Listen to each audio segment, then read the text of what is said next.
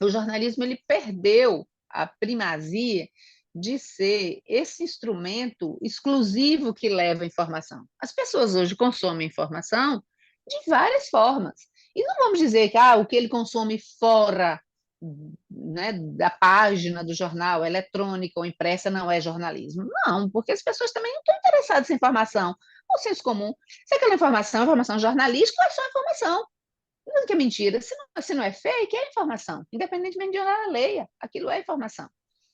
E os locais, aí eu vou falar especificamente de Salvador, acho que o fato, né, de a gente ter uma manutenção dos mesmos grupos políticos por muito tempo, isso é, produziu um impacto muito forte na produção do conteúdo.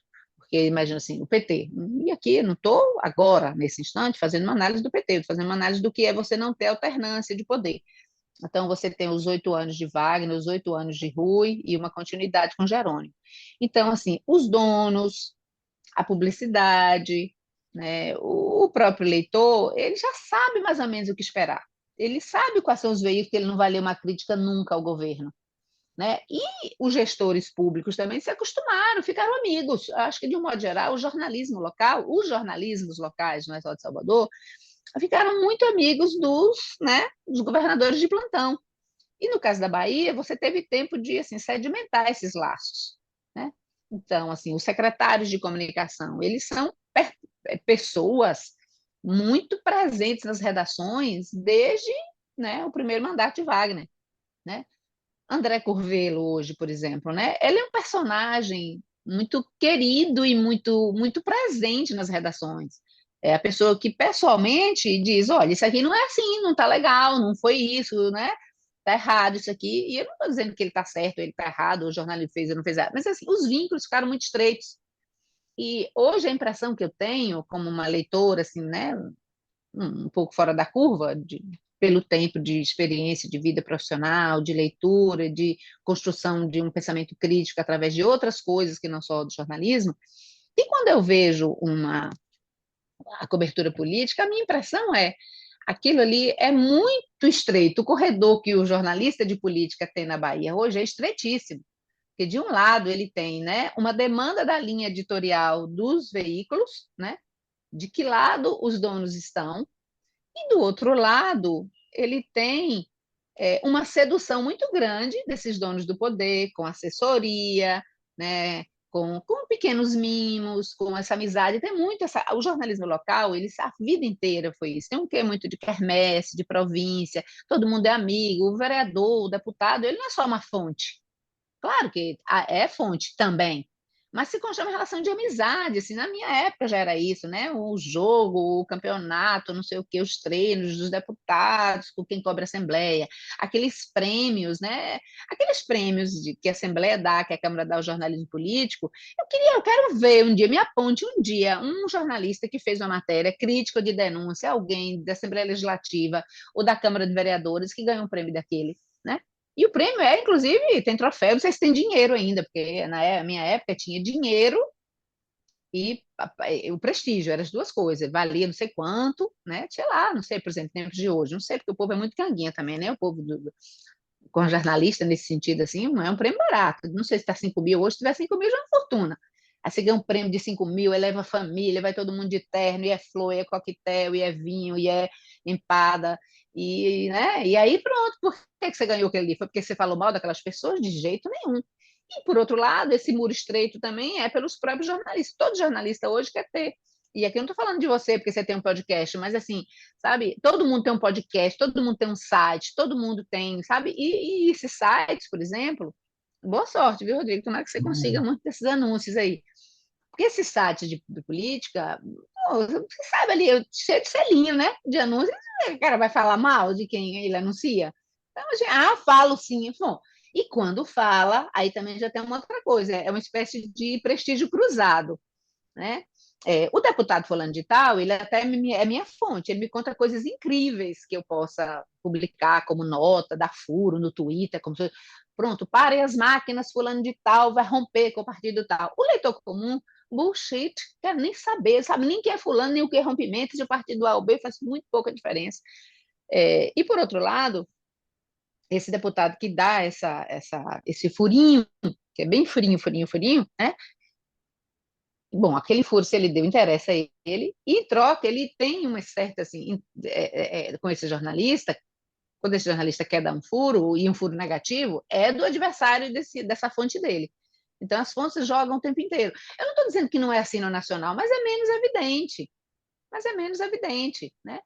Eu não estou aqui para denunciar ninguém. Agora, essa altura da minha vida também, né? Eu não vou ficar com medinho de falar as coisas, com cuidado, aquela coisa diplomática, assim, não. Mas, assim, as pessoas que fazem política hoje, né? Quantos são sustentados, inclusive o próprio negócio é sustentado por, né, colaboração política, por no, cargos que tem não sei onde, emprego não sei o quê, não precisa ser um emprego direto. E na minha época da tarde funcionava assim. E, de novo, já era, não estou dizendo que funcionava melhor, não. É que a tarde, por exemplo, você chegava na tarde, a tarde nunca pagou bem. Mas o estacionamento da tarde só tinha carrão, e era todo mundo jornalista, só tinha carrão. Eu não envio dinheiro para comprar o carrão. Então, a tarde era um pouco assim: olha, eu te dou um emprego aqui, o resto você se vira, não precisa ter um salário bom para você. Porque se você é da tarde, você abre qualquer porta. Então, você acha uma assessoria aí, né, em Embasa, na Coelba, de um parlamentar, não sei o quê. Tem muito isso ainda hoje. Vocês têm o mesmo volume, porque tem muito mais transparência, as pessoas têm medo de ser o nome achado lá. Mas tem vários esquemas de você fazer isso de uma maneira, né? Então tem uma coisa assim de quermesse mesmo, sabe? De muro baixo, de todo mundo da província, aqui a gente se acerta, você é minha fonte, mas né, vou para um coquetel, regada, não sei o quê, no carnaval você tem camarote. É um negócio assim, né? Tem muito. Então é muito difícil achar um furo, Rodrigo, um furo assim. Por que as pessoas vão consumir jornalismo político? Nos bastidores, a gente, como a gente, eu e você, eu e você.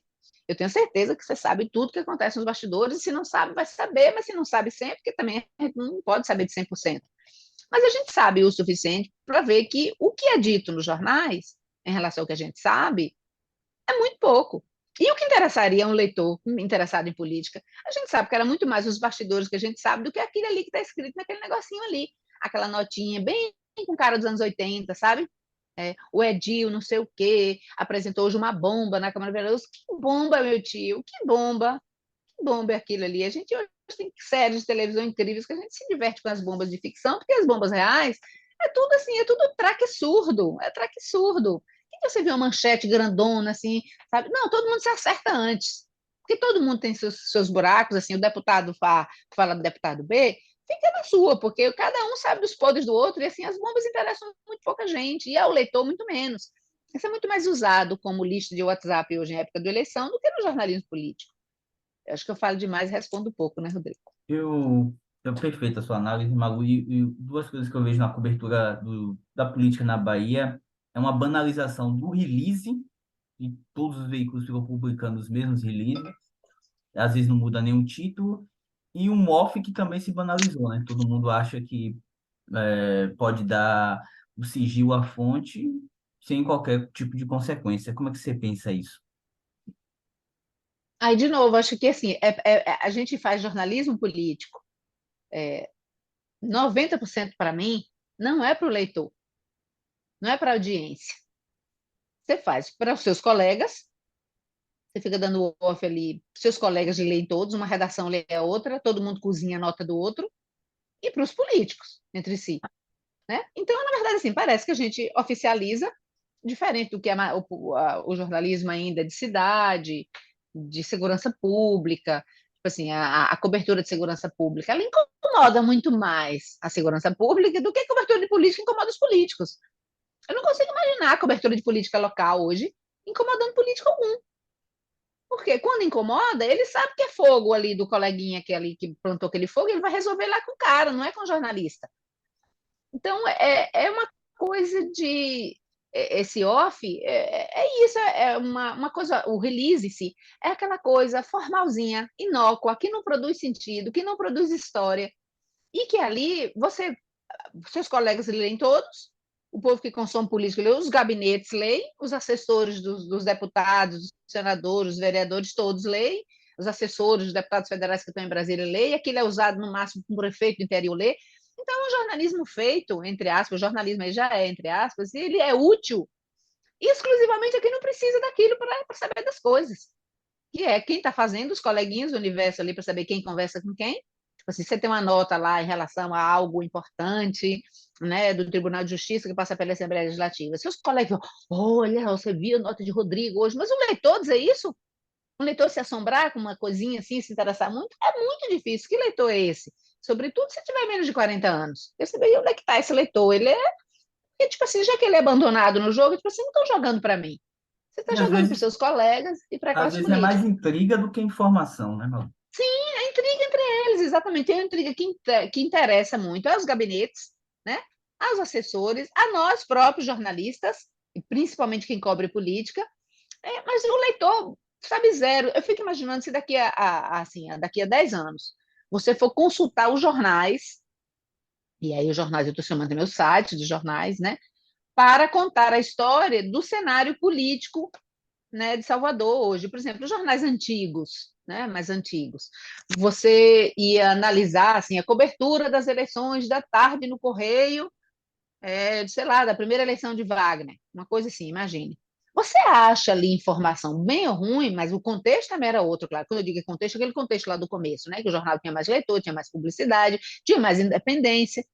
Por mais que essa independência seja até para achacar um pouco o dono, o político, no sentido, olha, vamos dar isso aqui, não, vamos conversar, não é bem assim. Você não sabe como é que isso acontece, ninguém é criança aqui. Então, se você volta daqui a 5 anos para olhar o jornal de hoje, para contar a história política de hoje, você vai saber que é o recorte que você está analisando é extremamente esvaziado e que não corresponde ao que é que está acontecendo hoje nos bastidores, né? Sim, o que, é que tem por trás hoje da indicação de um prefeito da oposição, o prefeito do PT, digamos assim, para concorrer com o Bruno ou não, e que não vai ser escolhido por quê? As informações reais de bastidores, o coitado do leitor não vai saber nunca. E a maioria de nós, jornalistas, sabe. Sabe, não escreve porque não interessa a essa engrenagem publicar. Ninguém vai contar os bastidores, se é Geraldinho ou não é Geraldinho, porque é Geraldinho ou não quer Geraldinho, quem ama Geraldinho, quem odeia Geraldinho nos bastidores, mas não se sabe publicamente. A gente não fala disso, porque a maioria das pessoas não pode falar disso. E a maioria deles, entre si, não se quer que fale disso. E se falar em off, e o leitor também, nessa altura, tipo assim, no dia da eleição, tá, a gente decide em quem vota, mas o jornalismo político local acho que ajuda muito pouco a eleger ou deseleger, né? Então, você não tem um editorial assim real por exemplo, você pode botar todos os defeitos na Folha e no Globo, pode botar todos os defeitos e tem.